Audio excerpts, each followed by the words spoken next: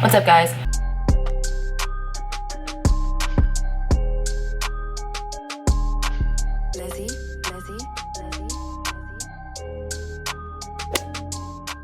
Basically, I hurt myself at the gym yesterday pretty badly on my knee, okay? And like, this led me to kind of thinking about this phenomenon that I have all the time where it's like whenever you're injured or hurt, you want to give yourself more self-care than you usually do because you're basically like nurturing or like nursing a child. Like, that's kind of how I see it. You know, we as human beings are very fragile and we have like a lot of ailments a lot of the time, and it's super important, I think, that we like remember that we are struggling every single day to just like survive. Like, I didn't ask to be born, you know what I mean? Like, neither did you. We're just doing our best in this physical manifestation. So like, when you get hurt, it's super important, I think, to like remember that like, hey, you know, this is my body to take care of, not only when I'm hurt but also when I'm well. And I think that's what the whole concept of like self-love should be revolving around. It shouldn't be revolving around like, I don't know, like face masks and like beauty treatments and like makeup routines. Like, it should be revolving around how well we take care of ourselves every single day, physically, mentally, emotionally. Like, what do we pay attention to on social media? You know what I mean? Like, what do we pay attention to with even our own minds? Like, what are we thinking about all the time? What are the thoughts that we pay attention to? You know what I mean? And like, when you delve down into deconstructing your subconscious and actually like digging through there and realizing that you have a bunch of stuff stored in there from like years ago that does not need to be there, it becomes sort of drawn to your attention that, hey, we have a lot of stuff that we pick up from our surroundings that are not supposed to be there in the first place. Like, for example, I was in the shower a few weeks ago and I was thinking of all of the reasons why like I want to do YouTube and like I want to do a YouTube channel. And some phrase that someone said to me when I was like in 6th grade, I vividly remember who said it and what they said and where I was and everything. This phrase popped into my head and it was a negative one. It was kind of one of like, oh, like, you know, you'll never, like, it was very self-deprecating. I was bullied in 6th grade, okay? So I remember just going, why is that there? Like, why is that stuck in my head? You know, it's been so long. I'm 21. It's literally been 10 years. Why is that still in my head? So I think when we like delve deep into kind of like the mindsets that govern our life, we come to realize that like a lot of them are maybe not even our own, you know? And that's kind of a scary thought because you spend so much of your life creating this image for yourself and you spend so much of your life thinking in general, and to come to the conclusion that those thoughts may not even be your own is terrifying, right? And really eye-opening into how like we are constantly influenced by our external environment. It's a symbiosis. It's like an energy exchange that is constantly happening no matter where we are, what we do, where we go, because it is ingrained in the mental. It's the mind talking. And you want to make sure that voice in your head is very, very positive then, and is very, very uniquely yours and is not influenced by anything other than who it is that you are. And that's super hard to do because from the moment we're born, we're influenced to be someone that is called by this certain name, right? To respond to adults in this sort of way. Like, we have so many schemas that to go back and like be able to identify all of them and then break down all of them is impossible. Like, it's just not possible. So what we can do is break down the ones that we know are there and that are negatively serving us. And this is really, really, again, complex because you don't really know why you see something in a certain way, because it's all of these years of accumulated influence, and you just begin to sort of like really have like existential crises. And this is why I always say that spirituality is not like lighthearted at all, and like the awakening process and all that kind of stuff that you hear about is really, really hard because it forces you to challenge every single aspect of yourself and every single aspect of life that you thought to be true. It forces you to challenge those previously conceived notions and question them. You begin to question everything, right?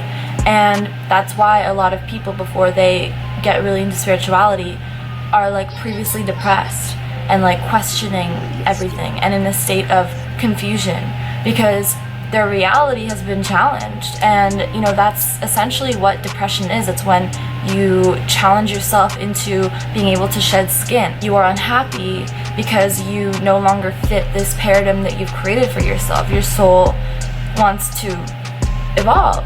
And a lot of the times it's hard for us to do that when we're used to a certain way of doing things, a certain environment, certain groups of friends, certain habits, even certain habits of thinking, all these sorts of things. And that's exactly what these schemas are. That's exactly what these paradigms of influence are that I'm talking about, that have been built up for ourselves over many, many years.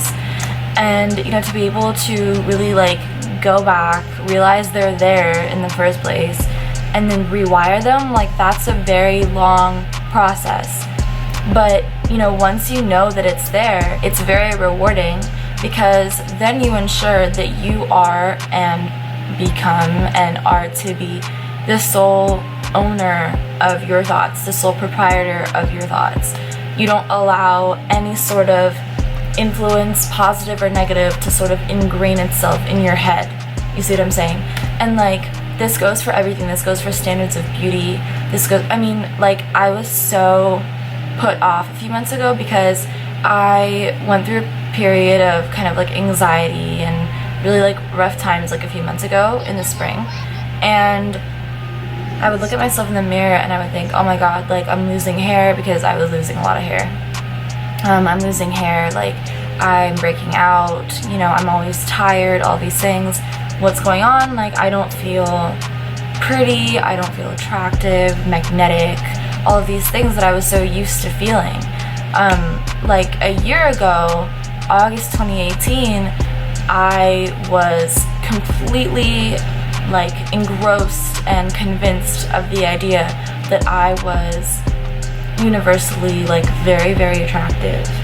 And that's great. And you know, you become that which you think you are.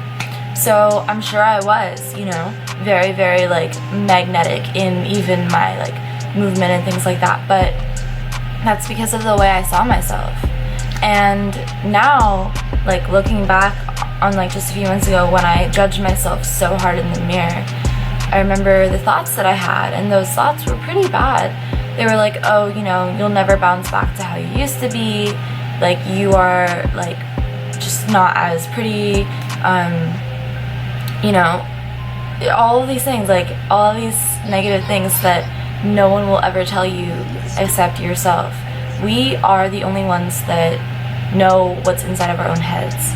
And so that's why it's so important to monitor what's in there. Like, no one else is going to dig in there and tell you you need to get rid of that thought, or you need to get rid of that habitual way of thinking. And no one else is going to really help you inside of your own head either. And that's why, like, when you do self-affirmations, when you pray direct positive intention, right?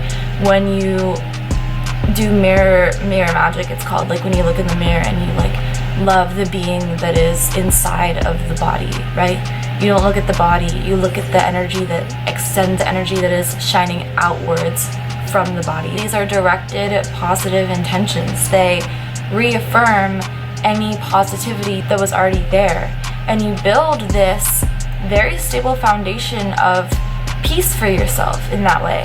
Not only when it comes to your self-esteem, but when it comes to absolutely anything in your life. You know, the way you perceive your IQ level and how smart you think you are, or where you think you fit in into society. You know, we can rewire and restructure anything that we want to at any point in time. It's just a matter of understanding that we do have these previous built-up influences that affect the way we think, and then going back to understanding why they're there and if we should get rid of them or not. And it becomes very, very addictive after that, because you see yourself going on this like upward swing of feeling better and better and better every single day. And simultaneously, because of that, you want to do things that are better for yourself. You want to start going to the gym, you want to start getting a better diet, you want to start writing to get all of your thoughts out and create something that could be potentially monetarily beneficial for you in the future because of all of your creativity. Like, all these things start to manifest for you. You know, you learn new ways of making yourself look good, new makeup regimens. You begin to make new friends because of your raised vibration, your raised energy frequency. Now everybody's like attracted to you all of a sudden. You see what I'm saying? And these are aspects of the external that mirror the internal, right? As above, so below, as within, so without. Everything that is here in our physical manifestation. And it's so funny because like people think to themselves, you know, why do I have this experience? Why have I attracted this person into my life? And they begin to think of themselves as a victim. But like, that's not only the most false concept, it's also the most self-deprecating concept, because when you think of yourself as a victim, you do not take responsibility for your feelings in your life, your feelings, right? You don't take responsibility for the fact that your feelings are what manifest your entire external. You know, the human brain is very powerful, and whatever it feels or imagines or perceives is what is going to be your situation, is what is going to attract your experience in that moment. And a lot of people like to call this the law of attraction, manifestation, whatever. You can call it whatever you want. The matter of the fact is that we're doing it every single day at every single given moment. And so that's why it's extremely important, I think, to monitor the thoughts that you think and be above the mind, because once you're above the mind, nothing can kind of influence it. Like, it is only you that has the say as to what goes in there, or what stays in there, or what even, you know, is allowed to enter through the gates of the mind. So this is something that I've been practicing for a while now, and I've noticed that every time I don't practice it, you know, I fall victim to thinking that I am a victim, and I begin to pity myself to large extents, and then I go into self-deprecating mode, and I'm not taking responsibility for anything in my life.